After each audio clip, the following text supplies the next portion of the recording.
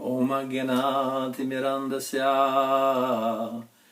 Jnananjana Shalakaya Chakshurunmilitam Yena Tasmai Shri Gurave Namaha. Gaurave Gaurachandraya Radhikaye Tadaraye Krishnaya Krishna Bhaktaya Tadbhaktaya Namo Namaha. Continuing the Brahma Sutra of Vedanta Sutra. Now this is Sutra 2. Janmadi, asya, yathah. This is very known because Srimad Bhagavatam begins also with Janmadi, asya, yathah. So this is the second aphorism of Brahma Sutra of Vedanta Sutra. This is called the Jagata Karanam, or the cause of the universe. And it comes from this Taittiriya Upanishad. Yato va imani bhutani jayante yena jatani jivanti tad vijnanasva tad brahmeti. Brahman, it is from whom everything comes. All the living entities are born. All the living entities live in Brahman and they all go back to Brahman. Janma Adi. Janma means birth, but it also means Adi means and so on. So Janma and Stiti, which means the preservation, the birth, the preservation, and Pralaya, the destruction. In a Nirukta dictionary, the Sanskrit dictionary, there are six condition or six. Every living entity who is embodied goes through 6 changes. He is born, then he grows up, then he have some byproducts, then he starts changing, declining, and dying. All living entities that are born in a body, they go through these 6 stages. They are born, they live, they grow up, they have some byproduct, they start declining, getting old, and they die. So this is called Janma Adi.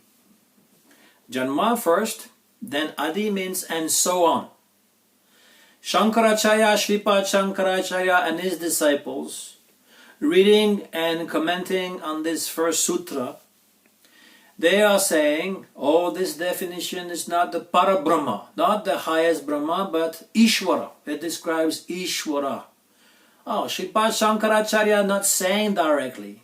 He's more respectful of Ishvara, but his disciple, they are interpreting what Shankaracharya is saying, and they're saying there's a Parabrahma, higher Brahma, and Apara Brahma, lower Brahma. Higher Brahma, he's Nirguna, Nirveshesha, Nirakara. He has no qualities, he has no specifics, he's one. And lower Brahma is Ishvara, the Lord, the Creator, Brahma, for example. And he is Saguna, covered by the 3 gunas, the 3 qualities of material nature, and therefore inferior Brahma.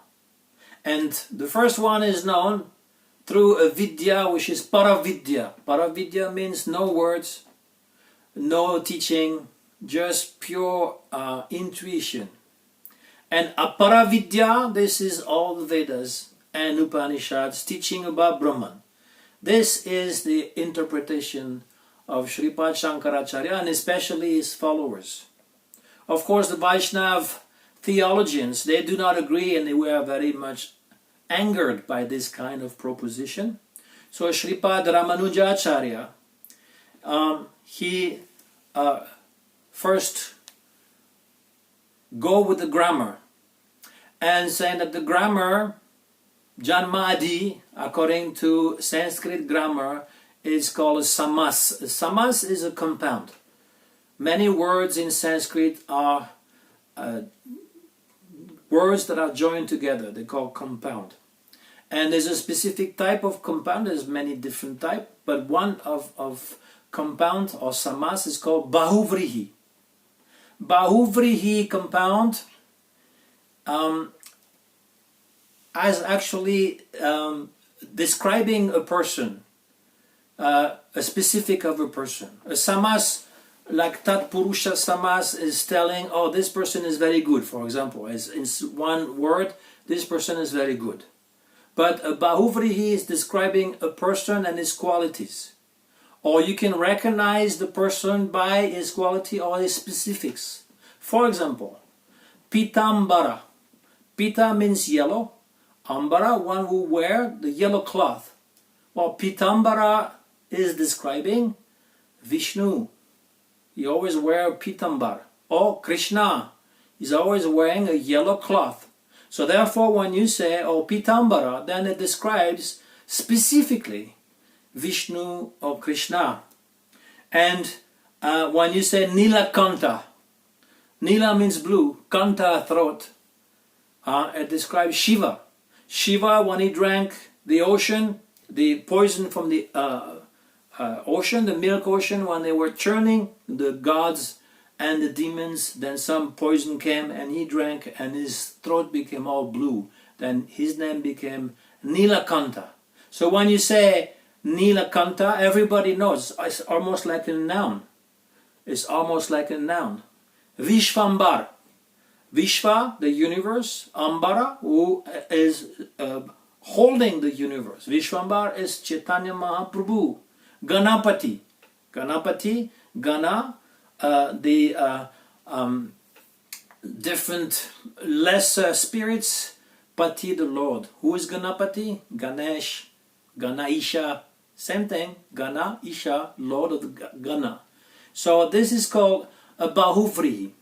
Now there are two types of Bahuvrihi. This is what the acharya, Ramanujacharya, to start with, is describing. The first type is called Tadguna Samgyana Bahuvrihi Samas. What is a Tadguna? It means that it has the qualities along with a person. If, for example, I say, bring me the man with the big ear, with the long ears. He has big ears. Bring me the man with the big ears. The man with his ears will come, because it actually describes the person and is ascribed to him. Similarly, if you say, bring me Vishvambar, the universe, of course, will not come, but, or Pitambar, say Pitambar, the man with the yellow cloth will come, Vishnu. So, this is called Tadguna Samgyana Bahuvrihi. Now there's a different type of Bahuvrihi, which is called Atadguna Samgyana Bahuvrihi, Samas. And this means that the qualities or the specifics of a person is detached from that person. If I say, bring me the man who has seen the ocean, well, the ocean is not going to come along with the man. He has seen, that is his quality, he has seen the ocean or India or whatever, but it doesn't bring. So in other words, the question is Janmadi a Bahuvrihi Tadguna Samgyana Bahuvrihi, that Brahman has his specific qualities, that he's the creator of the world and maintainer and destroyer of the world? Or is it Atadguna Samgyana Bahuvrihi, like Shankaracharya and the other Advaitins are saying that, oh, it has nothing to do. Or if it has something to do, that means the conditioning God. So Ramanujacharya is saying it is a Tadguna Samgyana Bahuvrihi, that actually Brahman is specified and has qualities such as creator of the world, maintainer of the world, destroyer of the world. But they are not material guna. This Tadguna doesn't mean that he's covered by Sattva, Rajas, Tama, the three material gunas that we know in this material world, the three qualities of nature. Goodness, passion, and ignorance. No. Those are spiritual qualities. He's known by his greatness. And this is another thing. What is the definition of Brahman according to the dictionary? It comes from the root verb, bri. Brahma is known as Brihati, one who grows. Bri means to grow.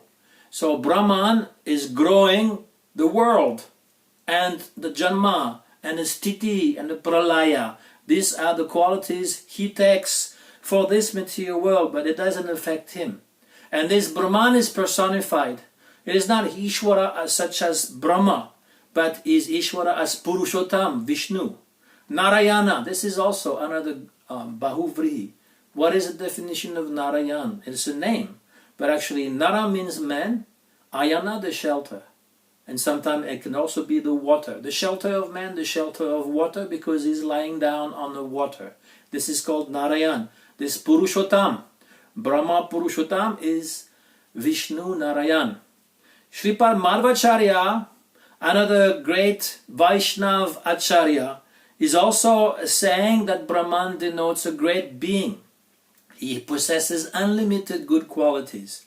Brahman actually is like God with the big G. He's the superior God, and his name is Vishnu and Vasudev and Hari.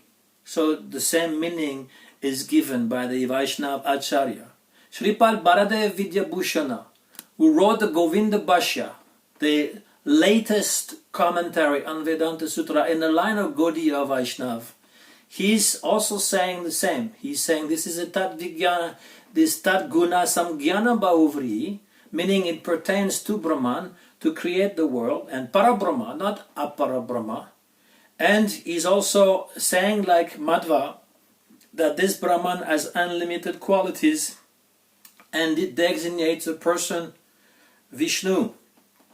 One thing that Baladeva Vidyabhusana is adding, he's asking the question, is this Janmadi, asya, yathah describing the Jiva Atma, the individual being, or is it describing Brahma, Parabrahma? In the Purva Paksha, this is a Sanskrit term meaning that actually there is something that precedes the Siddhanta.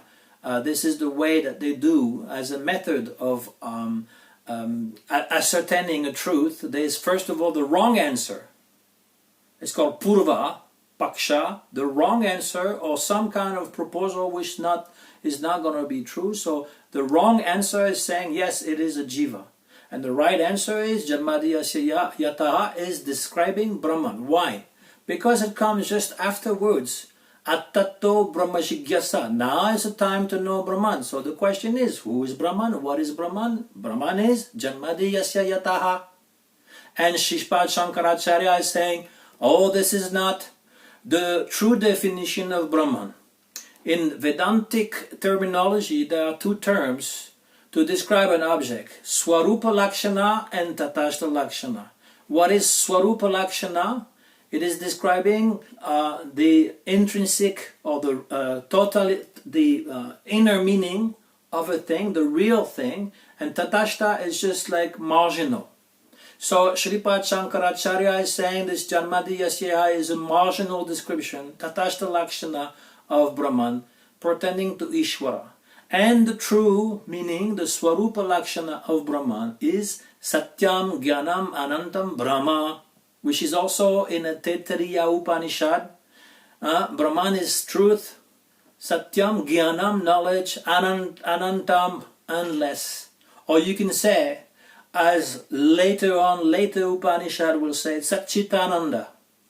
But Srila Vyasadeva, Srila Badarayana, who is the author of the sutra, is not saying like this. Yes, Satyam Jnanam Anantam he will also give as pertaining to Brahman. But because we are inquiring about Brahman, the most important thing to understand first is Janmadi asya yathah, that he is the creator of this world and everything belongs to him. Ishwarasya idam sarvam. This is Sri Upanishad. Everything belongs to God. Another way of translating Ishavashyam idam sarvam. Everything is pervading by God. Who is all pervading? Vishnu. Vishnu comes from Vishnave, to enter, to pervade. So Vishnu is the Antaryamin. He is going everywhere, and therefore that is describing the true Brahman. So this is the thing that we first have to understand, that if we want to ask a question about what is the absolute truth, then the first thing that comes to mind, He's the creator. In all different religion, this is what it says. If you go to the Bible, the Quran, the Torah, it also says that in the beginning God created the world as we know. So this is the first thing. Then there are so many other qualities which comes also to describe Brahman, and we will see later on. The next time we will give the interpretation of Srimad Bhagavatam. Why is Srimad Bhagavatam starting with Janmadi, asya, yathah? Also like Vedanta Sutra, and how does it explain this first sutra? Now we'll see next time. Panchakalpatarubhya kripa sindhu bhya eva cha patitanam pavanibhyo vaishnavibhyo namo namaha.